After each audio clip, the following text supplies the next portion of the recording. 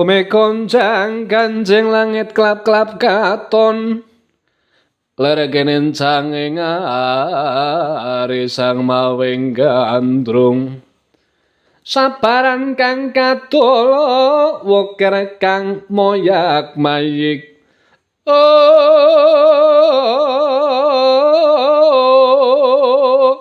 saking tias baliwur lomare sang gandrung duari sumitra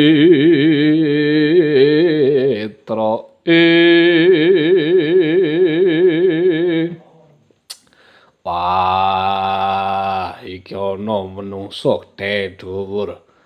pasuryane lho malah kaya mirip kawan Jim Werkudara ya Jim Dandon Wacana sajake kok kaya ngerti lakoning Jim Setan ngaku jenengmu sapa papan durungmu mendi Raden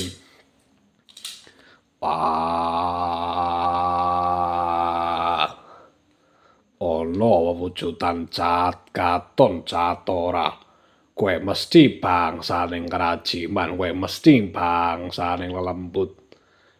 papan ngepara nyata aku bangsaning kerajiman utawa bangsaning lembut aku penggedhering Jim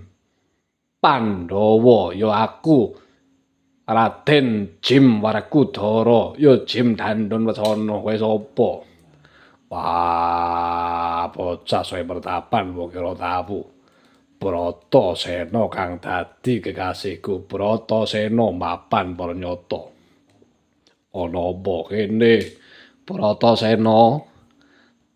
dina saiki kowe kudu minggat saka papan kene yen pancen ora gelem minggat lara apa mbok jaluk jalaran apa sing mbok didongkari kayu gedhe watu lan sak panunggalane kemo dudu papaning para lelembut ning papaning para kerajiman dideleng saka mripat sawanta iki pancen gumelaring alas gung lewang-lewong kang sinebut wana mareta ning iki sejatine negara gumelaring negara Ngendraprasta negaraning kerajiman mulane kowe aja ngrusak marang sesamane titahing Gusti kang murbeng dumadi Bratasena sing kudune minggat saka papan kene iki kuwi jalaran apa